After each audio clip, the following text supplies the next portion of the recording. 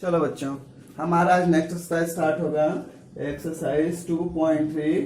Question first क्या है? Which of the following will not represent zero. इसमें जो ये नीचे नंबर्स लिखे गए हैं, इनमें से कौन सा जीरो रिप्रेजेंट नहीं करता है, मतलब किसका आंसर जीरो नहीं आता है। ठीक है, तो हम लोग इसको चेक करेंगे। देखो, सबसे पहला क्वेश्चन हमारा क्या लिखा हुआ है? 1 प्लस 0। तो आप लोग को दिख रहा है इसकी वैल्यू कितनी हो जाएगी? आप लोग जरा देखिए तो 1 प्लस 0, हम लोग 0 में अगर 1 ऐड करें या फिर 1 में 0 ऐड करें तो कितना आंसर आने वाला है? 1। क्या इसका आंसर आएगा? 1 प्लस 0 का 1। ये 0 दिखा रहा है क्या इसका आंसर? नहीं। तो हम लोग लिखेंगे it does not represent 0।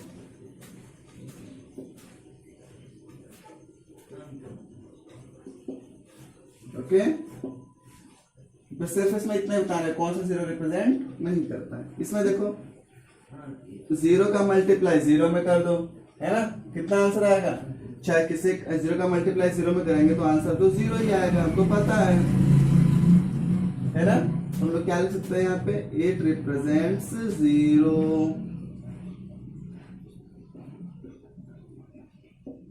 Okay, इसमें देखो ये लिखा है 0/2।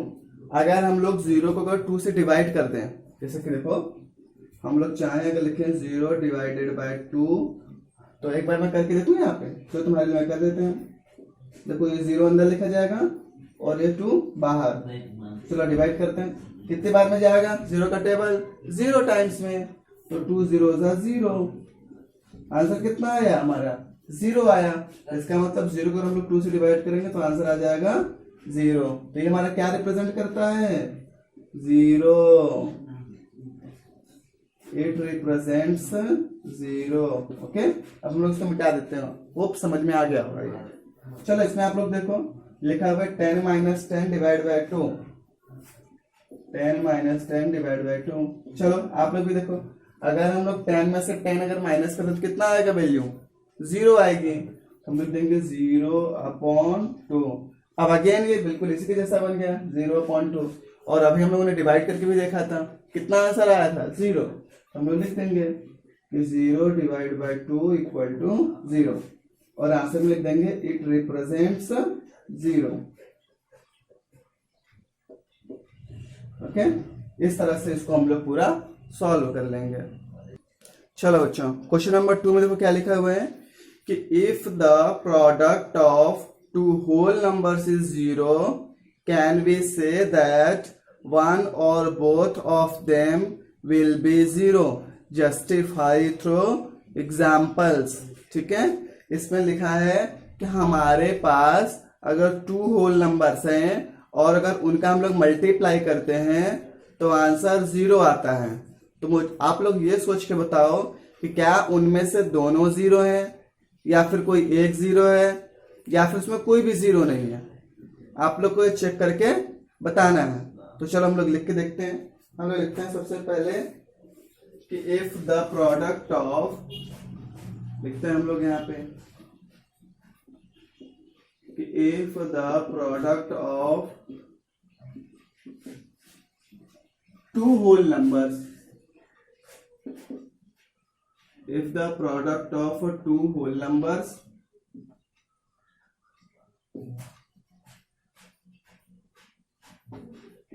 चल नहीं रहा है,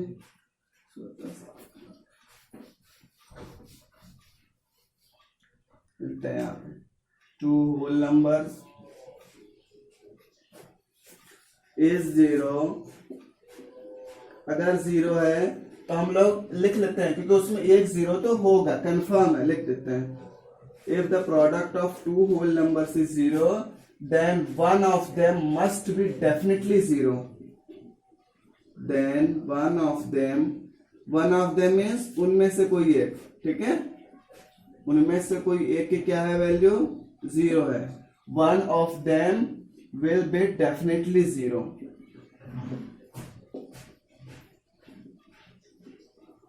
डेफिनेटली 0। अच्छा, एक चीज है, हम लोग देख लेते हैं इसको। जाहिर सी बात है 0 हमारा कब आता है किसी भी प्रोडक्ट में? जब उसमें से कोई एक 0 हो। और अगर दोनों ही नंबर रहेंगे तो उसमें तो जीरो आएगा ही नहीं प्रोडक्ट में। चलो देखते हैं, इसको हम लोग लिखते हैं एग्जाम्पल के थ्रू हम लोग समझते हैं। मान लो हमने क्वेश्चन लिखा 0 मल्टीप्लाई बाय 2, इसका आंसर कितना आ जाएगा 0, है ना। इसका आंसर कितना आ जाएगा 0। और देख लेते हैं यहाँ पे तो एक 0 है और दूसरा 2 है। अब मैं दोनों ही अगर 0 ले लूं तो 0 मल्टीप्लाई बाय 0, कितना आंसर आ गया इसका 0, इसका भी 0 आ जाएगा। लेकिन अगर मैं क्या करूं, बट अगर मेरे दोनों ही नंबर हो जाएं, कोई दूसरा होल नंबर ले लूं तो, जैसे सपोज करो मैंने एक होल नंबर ले लिया 2 और दूसरा होल नंबर ले लिया 3। हमको पता है ना ये 2 और 3 नेचुरल नंबर भी होते हैं और होल नंबर भी होते हैं। तो अगर दोनों होल नंबर है मल्टीप्लाई करो कितना आ जाएगा 6। हमको दिख रहा है यहाँ पे क्या कि अगर दोनों ही नंबर हुए, मतलब दोनों 0 वाले नहीं हुए, ठीक है, ये दोनों 0 वाले हैं क्या, नहीं, तो इनका मल्टीप्लाई हमेशा एक नॉन जीरो नंबर रहेगा। नॉन जीरो मतलब उसमें 0 नहीं रहेगा। लेकिन अगर मल्टीप्लीकेशन में अगर कोई एक सा भी अगर 0 हुआ तो भी वो आंसर 0 आ जाएगा। ठीक है, तो इस तरह से हम लोगों ने यहाँ पे दिखा दिया। ठीक है, ये हमारा आंसर हो गया। चलो बच्चों, क्वेश्चन नंबर 3 हमारा ढंग से रीड करो, देखो क्या लिखा है। If the product of two whole numbers is 1, can we say that one of both of them will be 1, justify through examples. बोल रहा है यहाँ पे कि हमारे पास 2 होल नंबर्स हैं, उनका मल्टीप्लाई करने पे अगर कितना आ जाए 1, तो आपको ये देख के बताना है कि उनमें से क्या एक ही 1 है या फिर दोनों 1 है या फिर उनमें से कोई सा भी 1 नहीं है। तो चलो हम लोग चेक कर लेते हैं कि देखते हैं कि इसमें 1 है कि नहीं है। तो हम लोग यहाँ पे लिख देते हैं कि इफ द प्रोडक्ट ऑफ, क्या लिख रहे हैं, if the product of 2 whole numbers, the product of 2 whole numbers is 1,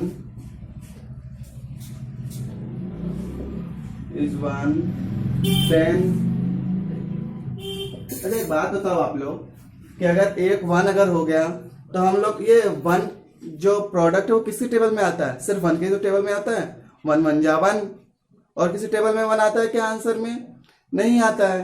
तो सिंपल से बात, इसका मतलब वहां पे दोनों ही 1 होना चाहिए। तो हम लोग यहाँ पे लिख लेंगे if the product of 2 whole numbers is 1, then both of them will be 1। लिख दो यहाँ पे, देन बोथ ऑफ देम,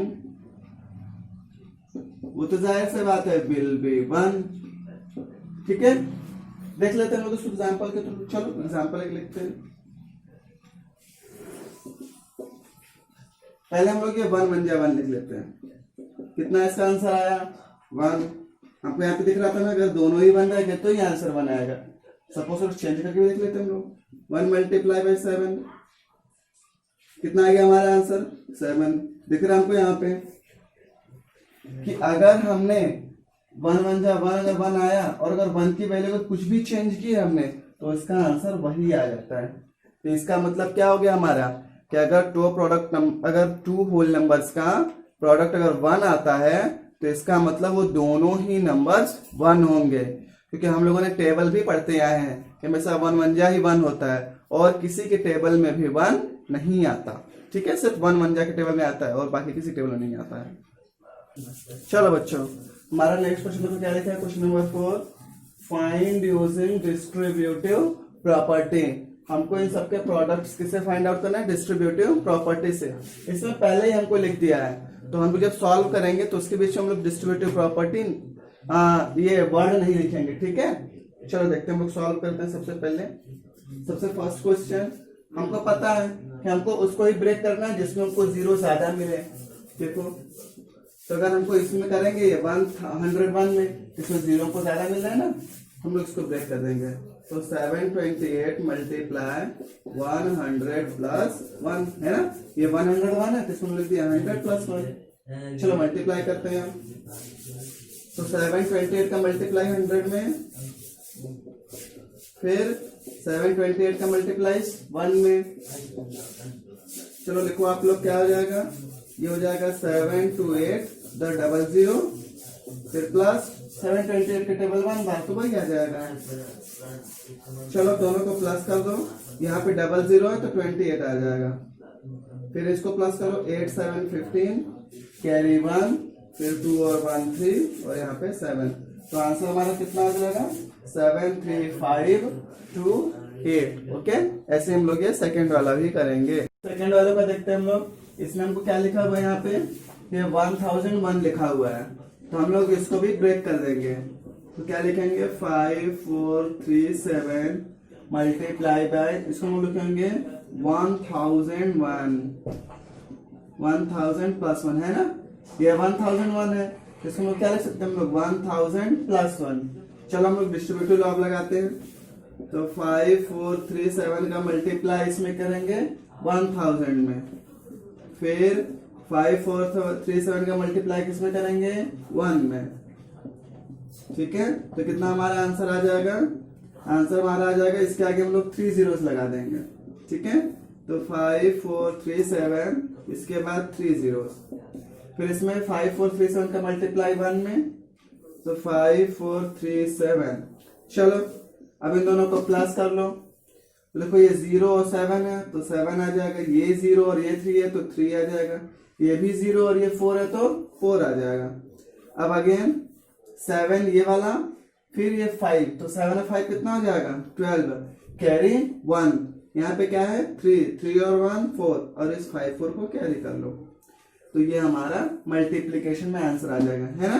कितना इजी है ना मल्टीप्लाई इतने बड़े बड़े नंबर्स का भी डिस्ट्रीब्यूटिव लॉ की हेल्प से। चलो हम लोग इसको देखते हैं सी वाला। अब सी में देखो हमको ऐसा कोई भी नहीं दिख रहा जो 1000 के करीब हो, फिर भी हम लोग इसको इजीली सॉल्व कर सकते हैं। देखो अगर हम लोग इस 824 को ही ब्रेक कर दें, कैसा, देखो 800 प्लस इसको 20 प्लस 4 मल्टीप्लाई बाय 25, देखो समझ में आई है। ये हम लोग जैसा एक्सपेंशन फॉर्म में लिखते थे लोअर क्लासेस में, वैसा ही है। 824 है तो 800 फिर 20 फिर प्लस 4। चलो अब 25 को इन तीनों में इंटू कर देते हैं, तो 25 को इन तीनों में इंटू करो, तो 25 multiply by 800 plus 25 multiply by 20 plus, अब क्या बचा 25 को मल्टीप्लाई किससे हो जाएगा 4 से हो जाएगा, 25 मल्टीप्लाई बाय 4। अब चलो इन दोनों का मल्टीप्लाई कर दो, तो देखो पहले हम लोग ये 25 को मल्टीप्लाई 8 में कर देंगे, ये 2 zeros को हाइड कर देंगे, तो 25 बैठ जाए कितना होता है 200, कितना होता है 200। ठीक है, इसके बाद हम लोग ये 2 zeros लगा देंगे। ठीक है, अब इसके बाद देखो इसमें 25 में 20 का मल्टीप्लाई कितना हो जाएगा, ये हो जाएगा 25 2 10, कितना हो जाएगा 50, और इसके आगे ये 0 कैरी कर देंगे। आई बात समझ में। तो देखो क्या लिख दिया 20,000 मल्टीप्लाई करके फिर उधर 500, इसका देखते हैं 25 4 जा कितना होगा आप लोग बताइए 100, 25 4 जा होता है 100। चलो अब इन तीनों को प्लस कर देते हैं हम लोग, कितना हो जाएगा, आप लोग चाहो तो ऐसे भी लिख के प्लस कर सकते हो, हमको कोई प्रॉब्लम नहीं है, आप लोग चाहो तो ऐसे भी लिख के प्लस कर सकते हो।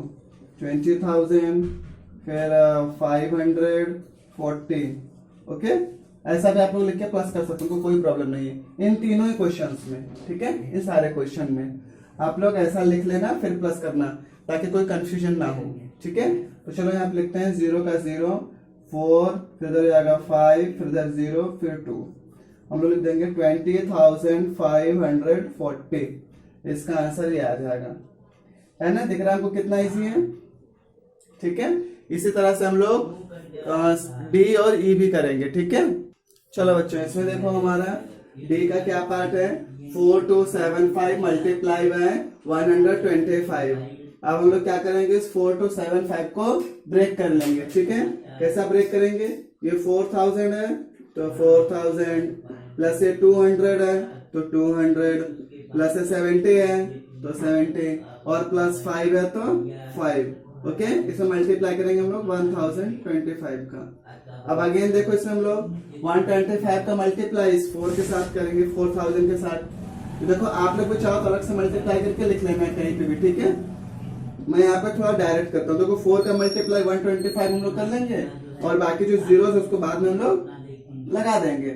चलो 4 का मल्टीप्लाई करते हैं 125 में, तो 4 5 से 20 कैरी 2, फिर 4 2 से 8 और 2 10 कैरी 1, 4 1 जा 4 और 1 5, ये आ गया हमारा 500।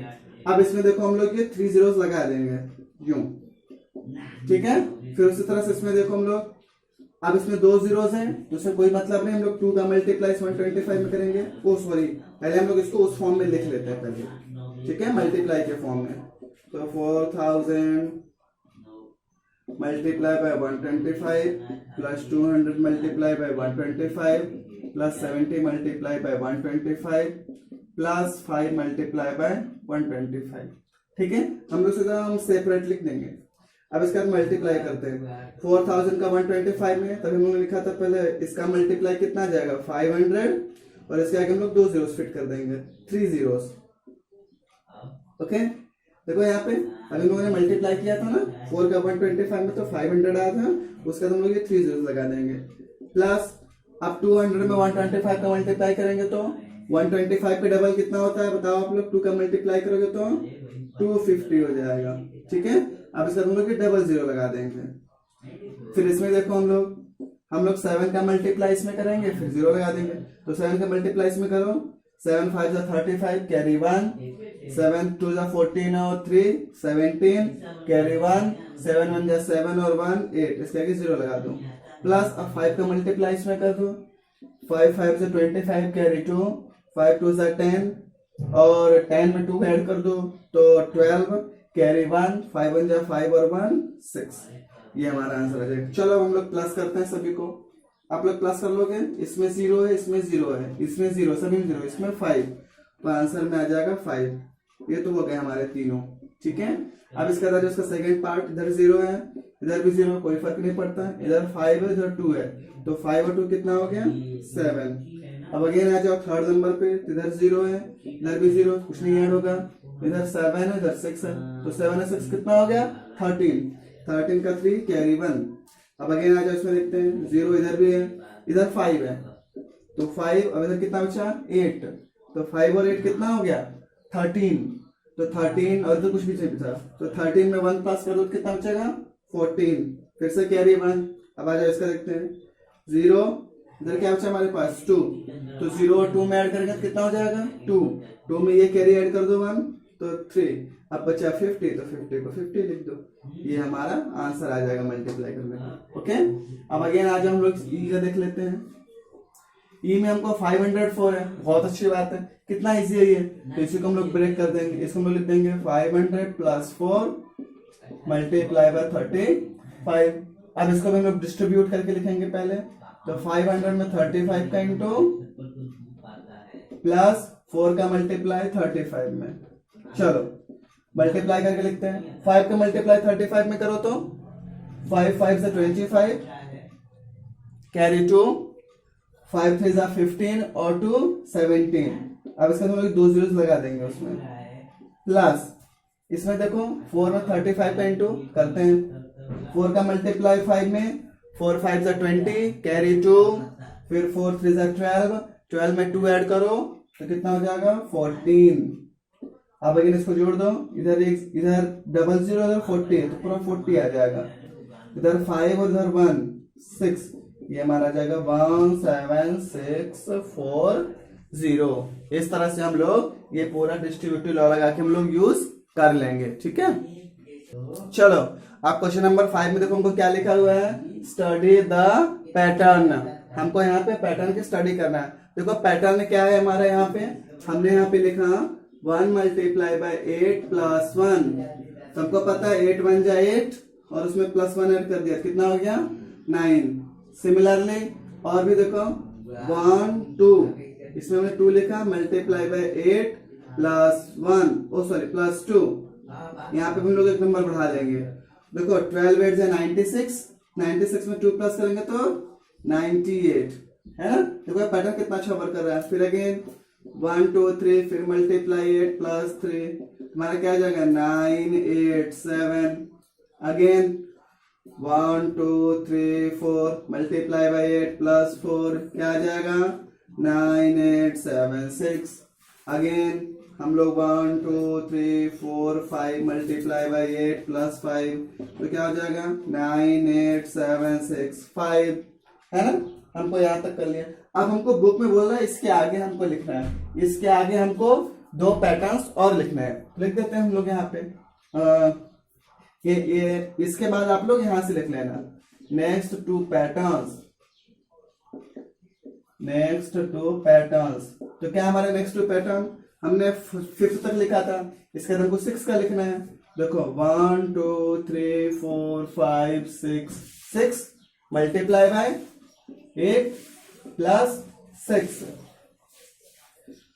इक्वल टू क्या आ जाएगा आंसर आप लोग बताओ 9 8 7 6। फिर उसके बाद क्या आ जाएगा 5 तो यहाँ पे आ जाएगा, तो यहाँ पे 5 फिर 4। ठीक है, ये हमारा 4 तक हो गया। एक और हम लोग लिख लेते हैं, उसने बोला ना एक और टर्म लिखना, तो 1 2 3 4 5 6 7 मल्टीप्लाई बाई 8 प्लस 7। आप लोग बताओ बस 4 के आगे हम लोग एक और टर्म लिख देंगे 3। हमारा आंसर कंप्लीट 9 8 7 6 5 4 3 है ना। मोस्ट इजी समय है। देखो एक पैटर्न हम लोग फॉलो कर रहे हैं, आप चाहो तो इसको इसके नीचे लिख देना वहां पे कॉपी में, ठीक है।